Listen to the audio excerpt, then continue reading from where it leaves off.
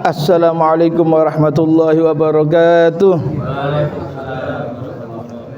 Bismillah walhamdulillah wassalatu wassalamu ala rasulillah Sayyidina walana Muhammad bin Abdullah wa ala alihi wa sahbihi wa man walah.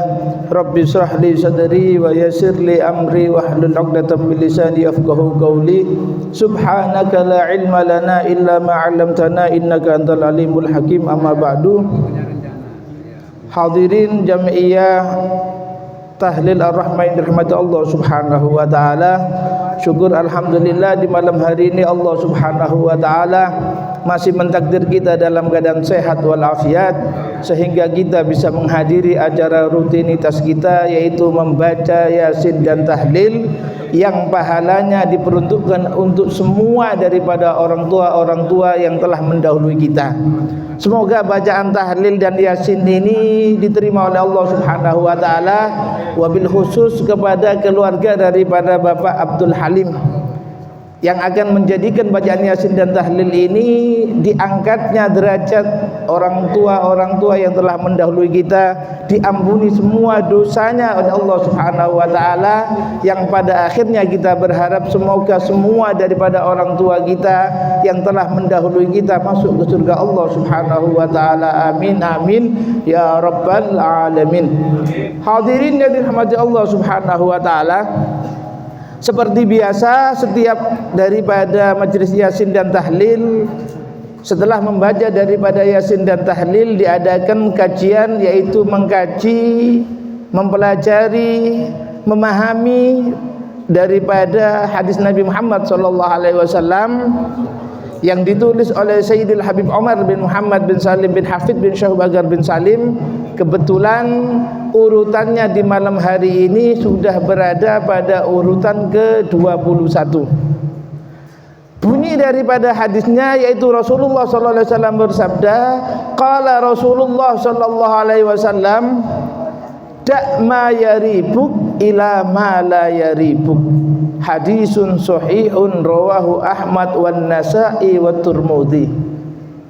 Kata Nabi Muhammad SAW bersabda, da' ma yaribuk, tinggalkan sesuatu yang ragu menurutmu, ila ma la yaribuk, menuju kepada sesuatu yang tidak ragu bagimu.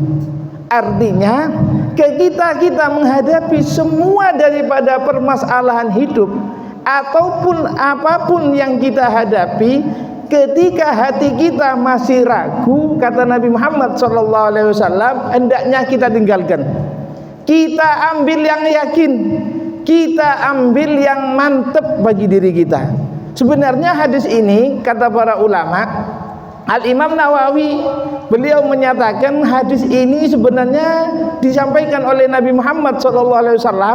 Perawinya itu adalah Sayyiduna Hasan, cucu daripada Nabi Muhammad SAW. Sayyidina Hasan bin Abi Thalib bin Ali bin Abi Thalib, Sayyidina Hasan bin Ali bin Abi Thalib, cucu daripada Nabi Muhammad SAW. Kata para ulama, ketika hadis atau bacaan yang dibawa oleh Sayyidina Hasan yang dari kakeknya itu pasti adalah sebuah hadis, sebuah bacaan yang memang sangat penting untuk diamalkan. Di antara daripada yang disampaikan oleh Nabi Muhammad SAW kepada cucunya yang bernama Sayyidina Hasan, yaitu bacaan yang sering kita baca. Bacaan apa? Bacaan kunut. Kunut dalam sholat subuh itu riwayatnya langsung dari Nabi disampaikan kepada Sayyidina Hasan. Oleh karena itu isi daripada doanya luar biasa. Eman kalau kita sholat walaupun dalam madhab Syafi'i itu sunnah, kalau tidak dibaca eman. Isi daripada doanya luar biasa, diantaranya Allahumma hdina fi man hadid, itu kalau berjamaah. Kalau sholat sendiri Allahumma hdini. Cuman kata sebagian guru-guru kami, le doa itu cok medit-medit. Le Allahumma hdini, ya Allah berikanlah aku petunjuk. Sampai andok yang dapat. Siapa terus? Allahumma hdina, walaupun sholat sendiri.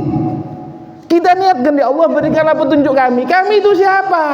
Ya aku yang ngomong, istriku, anakku, keluargaku, sahabatku, tetanggaku, semuanya kita niatkan.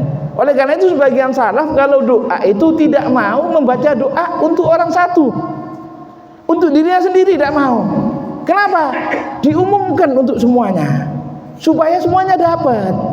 Ini kata para ulama termasuk juga melatih agar supaya hati manusia tersebut menjadi hati yang rahmat, hati yang punya kasih sayang, hati yang satu sama lain saling perhatian. Hadirin yang dirahmati Allah Subhanahu wa taala. Dalam hadis ini kata para ulama, di sini dikatakan tinggalkan sesuatu yang menurutmu ragu menuju sesuatu yang tidak ragu. Ulama menyatakan, sebagian menyatakan tinggalkan sesuatu yang ragu dalam kehalalannya, kemudian kau menuju sesuatu yang yakin akan kehalalannya. Ada lagi yang menyatakan tidak, tinggalkan sesuatu yang kamu ragu apakah itu baik atau jelek, menuju sesuatu yang pasti kamu yakini baiknya. Jadi kalau kita ragu menghadapi masalah iki api opo elek, kita harus tinggalkan sampai keyakinan yang bagus itu datang. Timbul pertanyaan, apinya itu dari mana? Halalnya itu dari mana? Bagusnya itu dari mana? Kata para ulama, yang bagus, yang halal, yang indah itu ada punya tanda. Apa tandanya? Biasanya kalau sesuatu itu bagus, sesuatu itu halal, yang mengerjakan itu pasti mempunyai ketenangan dalam hati. Tapi ketika hati itu ada keraguan-raguan, tidak tenang, gelisah, tidak nyaman, itu biasanya barangnya ke api. Oleh karena itu kita dianjurkan ketika mau melakukan sesuatu, kita pikir, kita bicara kepada hati kita, apakah hatimu tenang atau enggak. Lek tenang berarti ke api.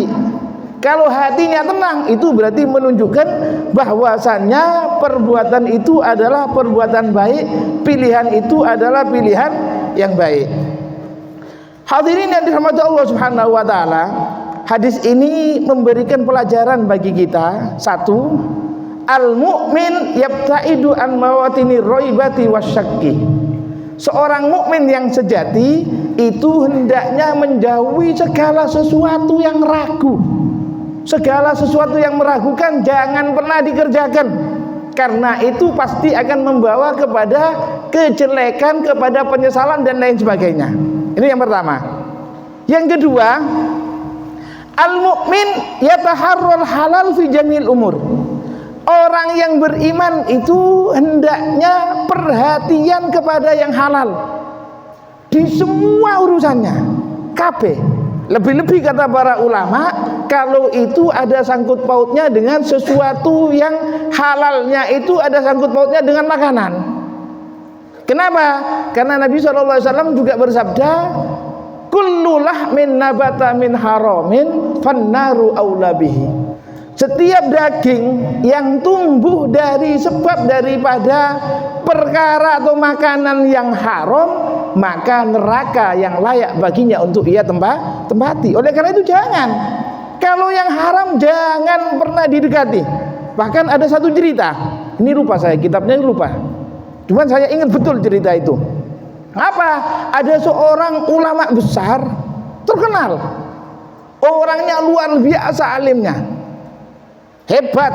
Cuman anehnya anaknya kurang ajar. Anak seorang tokoh, anak seorang ulama besar, anak seorang yang hebat mempunyai anak yang kurang ajar. Sehingga ketika ada tamunya heran, ya Allah, bapak model koyok ini, anaknya kok ini. Bapaknya hebat, ulama yang disegani, ulama yang berwibawa, ulama yang punya ilmu yang manfaat. Tapi anaknya ternyata kurang ajar, akhlaknya kurang baik, perbuatannya selalu mengganggu orang, tidak nyaman dilihat. Ketika si tamu ini punya daripada kerja yang seperti itu, kiai ini weruh, tahu kiainya. Apa sampean heran ya delok anakku. Kiai, kok iso yai? jenengan kados koyo niki ulama yang luar biasa, terkenalnya luar biasa, ilmunya luar biasa, semuanya serba bagus. Tapi anak jenengan kok model koyo ngene yai. Sampeyan kepingin lho ta apa mulai? Nggih yai, napa yai? Ternyata kata si yai, saya dulu itu pernah diundang sama orang yang ngundang itu orangnya tidak baik perbuatannya, sehingga saya dikasih makan makanan yang kurang halal, nggak ketemu halal, bahkan mungkin haram nih makanannya. Saya kebetulan saat itu lapar, lagi uang leel kelaparan, lali sembarangan, ambil hukum lali. Berkali kata Sahibul Burda, farubama khamasatin sadun minat tukhami. Seringkali orang yang kelaparan itu lebih jelek daripada orang yang kenyang. Oleh karena itu, ya seperti kejadian kemarin yang ramai itu ya, Alfamaret dicolong. Apa? Keluwen, ya gak nyalano. Dia kan lupa sudah sama keberadaannya. Kenapa? Dia sangat kelaparan. Akhirnya si kiai tadi itu cerita, ketika saya lapar, saya makan tanpa menanya terlebih dahulu apakah makanan itu halal atau enggak. Sudah saya makan. Setelah dimakan, tidak lama kemudian saya pulang. Ketok bojoku kok tambah ayu. Akhirnya terjadi hubungan suami istri yang menghasilkan daripada anak. Ya iku anak ini. Kenapa? Karena orang tuanya saat dia birahi itu spermanya berasal dari makanan yang tidak halal. Akhirnya menjadikan anaknya seperti itu. Oleh karena itu kita harus jaga. Perbuatan yang seperti itu harus benar-benar dilakoni. Saya masih ingat satu cerita. Dulu mertua ini yang cerita sama saya. Bapak mertua itu dulu sering diundang sama orang. Kebetulan orangnya ini agak dekat. Istilahnya mungkin ya dulu kan punya toko, mungkin berlangganan atau apa di situ. Akhirnya waktu punya acara diundang di tempat undangannya sudah tidak makan, di tempat undangannya juga tidak minum, tapi pulang masih dipaksa dikasih berkat sama dikasih amplop. Apa yang terjadi? Kata ibu mertua, berkat sama amplopnya gak tutup omah. Berkat ambil amplopnya gak tutup omah. Kemana? Dicari orang yang paling melarat saat itu dikasihkan berkat sa amplopnya. Iki hebatnya orang dulu. Lek ustaz saiki ndak ake acara. Berkatnya mungkin dikene wong sing melarat. Amplopnya dicoba isinya apa? Abanku wayahe ganti saja dari gono ya. Ya Allah, ya beda sudah. Waroknya sudah beda. Akhirnya telon. Kualitas daripada ibadahnya mesti berbeda. Hadirin dirahmati Allah Subhanahu wa taala. Kemudian yang ketiga, al-has 'alal wara'. Dianjurkan untuk mempunyai sifat wara'. Yang mana sifat wara' itu meninggalkan sesuatu yang ragu apakah itu halal atau enggak. Kalau sudah tahu sesuatu itu haram, maka hukumnya wajib untuk ditinggalkan. Karena yang namanya subhat itu kalau kata guruku, kalau ngasih contoh artian itu kalau diumpamakan warna seperti abu-abu. Abu-abu itu bukan hitam juga bukan putih. Kalau putih bagus, hitam ya peteng. Abu-abu gak jelas. Yang gak jelas ini dianjurkan untuk ditinggalkan, itu namanya wara'. Kalau yang hitam pasti haram. Yang dijauhi yang hitam wajib. Kalau menjauhi yang hitam itu hukumnya wajib. Kalau menjauhi yang abu-abu itu hukumnya sunnah. Bahkan yang mempunyai sifat yang seperti itu, yaitu meninggalkan yang subhat, itu adalah perbuatan yang luar biasa. Bahkan ada satu cerita dahulu di zaman daripada Nabiullah Daud alaihissalam. Itu Nabiullah Daud alaihissalam, beliau mendapatkan wahyu dari Allah Subhanahu wa taala untuk disampaikan kepada umatnya Bani Israel. Apa kata Allah Subhanahu wa taala? Qul li Bani Israel, katakan wahai Nabi Daud kepada Bani Israel, inni la anzuru ila salatikum wa la siyamikum. Sesungguhnya aku, kata Allah Subhanahu wa taala, tidak melihat salat kalian atau puasa kalian. walakin anduru ila man syakka fi syai'in fatarakahu li ajli. Tapi aku melihat kepada orang yang ketika menghadapi sesuatu yang ragu, ia tinggalkan karena Allah Subhanahu wa ta'ala. Maka orang yang seperti itulah, kata Allah Subhanahu wa ta'ala, adalah orang yang aku beri kekuatan, orang yang aku beri pertolongan, bahkan dia akan menjadi manusia yang aku banggakan di hadapan para malaikat Allah Subhanahu wa ta'ala. Kemudian ada riwayat dikatakan bahwasannya orang yang rok'atani min rajulin wari'in afdalu min alfi rok'ah min mukhallidin. Ini hebatnya orang yang warok.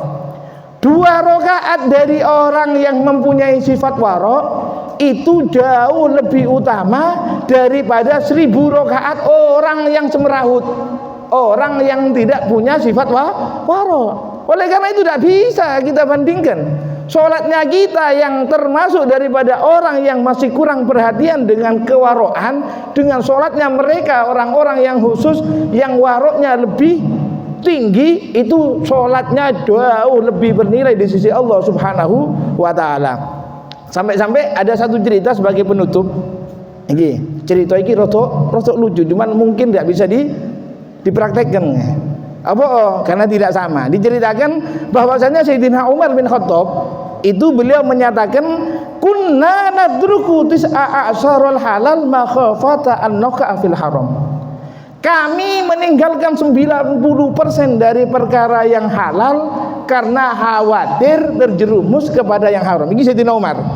Sayyidina Umar bin Khattab seorang daripada khalifah yang sangat tegas, jangan diartikan keras. Lek keras iku ngawur.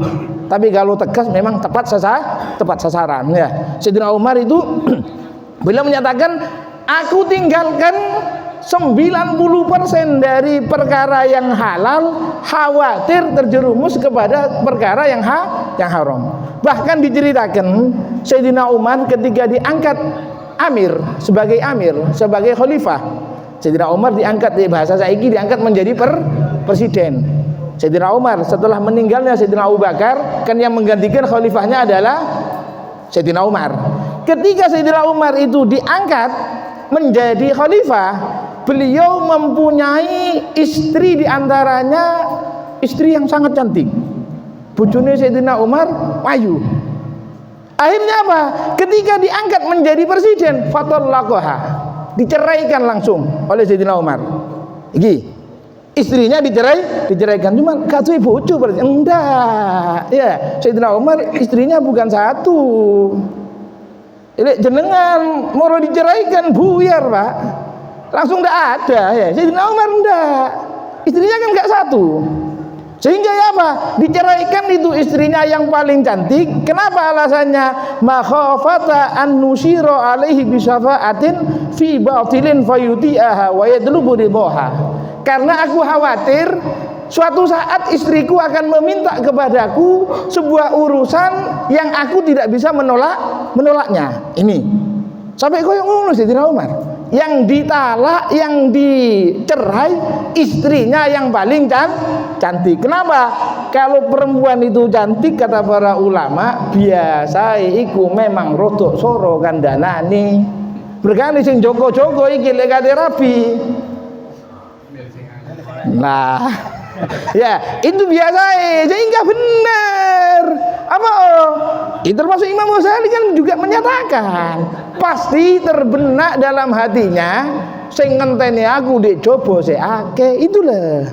Makanya sudah jangan terlalu mencari yang cantik, tapi cari yang cantik hatinya, cantik agamanya, jangan cuman cantik rupanya. Mungkin ini yang bisa saya sampaikan. Kalau ada pertanyaan monggo.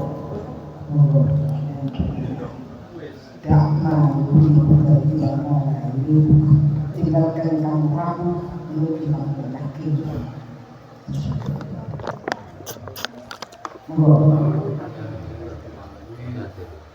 tentang semangat Tuhan.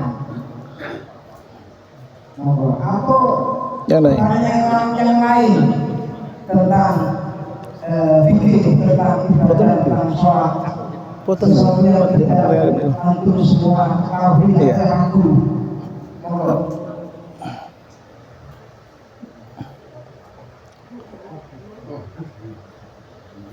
Ada pertanyaan?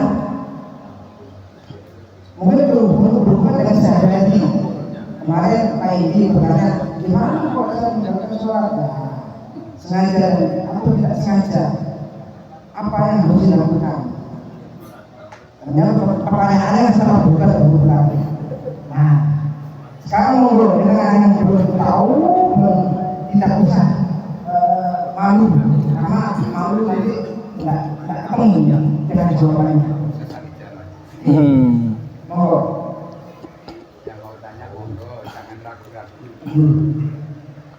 Ayo. Ayo aja wis.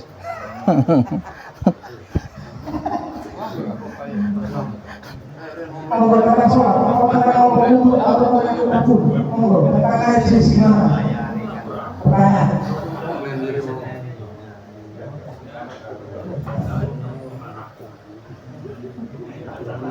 Ayo. Satu pertanyaan dari saya. Ini kalau cuma saya tanya. Iya. Sholat itu kan wajib berdiri, wajib berdiri. Kalau mau berdiri, mau yang duduk, mau yang tidur. Tapi kadang saya juga melihat orang yang masjid itu bawa kursi, ya, bawa kursi dengan kerangka, bawa kursi di masjid duduk, sholat dengan duduk. Nah, pertanyaan saya. Gimana soalnya itu? Ya sudah. Pertanyaannya bagus. Sebenarnya masalah ini juga sering pernah saya sampaikan, misalnya lupa saya di Google kalau tidak salah. Itu apa? Orang yang jalan ke masjid melaku, nang masjidnya budal melaku. Tutup masjid, sholat lungguh. Kan aneh. Kenapa? Masjidnya nyediain kursi. Iku sing garai. Ya. Oh, no kursinya akhirnya gak pati loro lungguh, perlu digarisbawahi. Sholat ketika dia mampu berdiri, tidak ada gangguan. Kalau berdiri di situ enak, kuat, maka sholatnya wajib untuk berdiri. Kalau dia sholat duduk, sholatnya agak sah. Ustaz, kalau berdiri saya itu geliyeng, pusing, iso-iso geblak, beda lagi. Ya, kalau seperti itu beda lagi, silahkan untuk duduk. Tapi walaupun seperti itu, kadang kan ada sebagian orang kalau berdiri kuat, tapi untuk ruku tidak bisa, sujud apalagi tidak bisa. Ya apa? Ini sudah pernah dicontohkan oleh yang ngarang kitab Ghayatul Munah, Dr. Muhammad bin Ali Ba'atiyah, yang punya kitab Ghayatul Munah Syarah Safidatul Najah. Itu beliau pernah datang ada di Masjid Segaf Kebon Agung. Saya ngelihat sendiri waktu itu. Beliau itu memang ketika usianya sudah semakin sepuh, kalau dulunya sholat sempurna, tapi ketika sudah semakin sepuh, kalau rukuk tidak bisa, sujud tidak bisa. Akhirnya apa? Yang dia mampu berdiri, Fatihahnya, suratnya semuanya berdiri. Kemudian ketika waktu mau rukuk, duduk. Rukuknya gini, sami Allahnya gini, duduk. Sujudnya ya duduk. Kemudian Allahu Akbar baca Fatihah, berdiri. Beliaunya berdiri. Kan nek sebagian wong ndak, tutup masjid langsung ana kursi nek senden sembahyang ngene. Lungguh tok. Padahal dia bisa berdiri. Gak sah salate. Kecuali kalau dalam berdirinya pasti geblak di situ karena vertigo atau apa yang lainnya, di situ penyakitnya memang berdiri pasti geliyeng geblak. Ya sudah, beda lagi. Cuman kalau masih kuat, tidak boleh. Kalau sholat fardu tidak salah ya. Kalau sholat sunnah silahkan. Kalau sholat sunnah, mau sholat sunnah dalam keadaan duduk, sekalipun mampu untuk berdiri boleh. Tapi perlu digarisbawahi, kalau tidak ada alasan, hanya opo malesat kate ngadeg lungguh ae, iku ganjarane oleh separuh. Cuman Cuman kalau dia memang tidak bisa berdiri, sholat sunnahnya dengan duduk, ya tetap pahalanya sempurna. Karena Allah itu tidak pernah hitung-hitungan menungso. Dia tidak bisa, sebisanya itu tanpa dikurangi. Tapi kalau dia bisa kok dikurangi, ya dikurangi bisa ganjaran dari Allah. Dia bisa berdiri, sholat sunnah duduk, ya kurang pahalanya. Tapi kalau dia tidak bisa berdiri, memang nggak bisa berdiri, sholat sunnahnya duduk, tetap dapat pahala sempurna. Mungkin ini yang bisa saya sampaikan. Kalau ada lagi monggo. Berarti kalau mampu berdiri, mungkin berdirinya mungkin tidak boleh lama, mungkin wajib takbir tetap berdiri. Setelahnya duduk kalau tidak kuat. Jadi takbir bersama wajib tetap berdiri. Kadang juga itu orang berkursi harus duduk, kalau sampai sholat duduk. Pulangnya enak jalannya. Sudah Pak? Ada lagi mau bertanya? Cukup ya? Satu permintaan Al-Fatihah doa kita bersama-sama kepada Ibu Sobri yang masih sakit dalam proses kesembuhan, dan kita juga kepada saudara keluarga kita yang sakit di rumah, mudah-mudahan diberi kesembuhan Allah, dilahirkan penyakitnya. Saudara-saudara kita yang sakit juga kita doakan, kita baca Al-Fatihah, mudah-mudahan seluruh keluarga besar kita juga diberi kesembuhan Allah, sakit diberi sehat baik.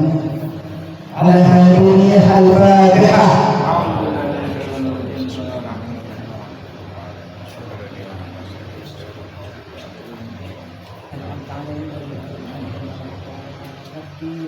Ya Rabbana a'rafna bi annana tarafna wa annana ashrafna ala Allah asrafna fatub alayna tawbah tamsil bi kulli hawbah wastur lana al-awrati wa amin al-ru'ati wa ghfir li walidina rabbi wa mawlidina wal ali wal ikhwani wa sa'ir وكل ذي محبة أو رياض أو صحبة والمسلمين أجمع آمين ربي أسمع قبل الوجود منا لا باكتساب منا بالمصطفى الرسول نحظى بكل سرور صلى وسلم ربي عليه على الحق وآله وصحبه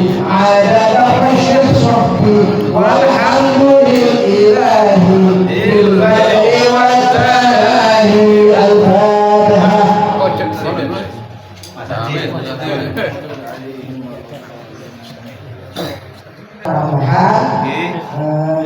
Nanti tanggal 1 Januari atau baru diundang sama Ustaz Anis Mujadir di rumahnya di Geraha Indah.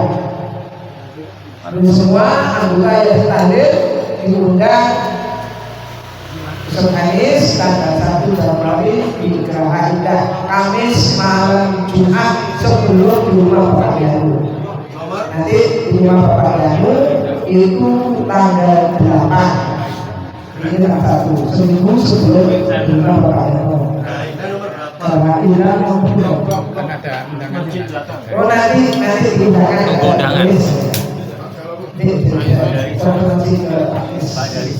ada transportnya ke sana.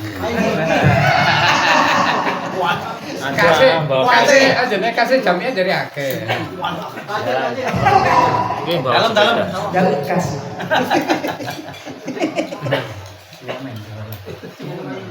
Ayo. Kalian ngapain?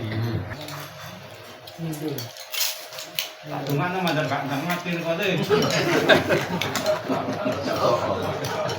Soalnya wis calon kabeh. Mandar gandang sold out kok deh. Apane?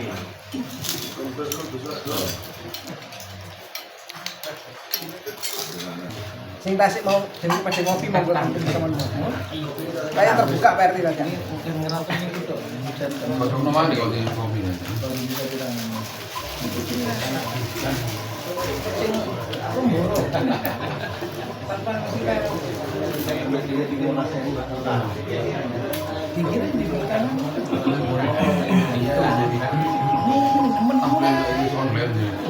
Setelah beli tiket dulu dijual dengan setelah itu itu jadi tiang-tiang itu ngeruk itu berarti ngeruk itu berarti oh ya kan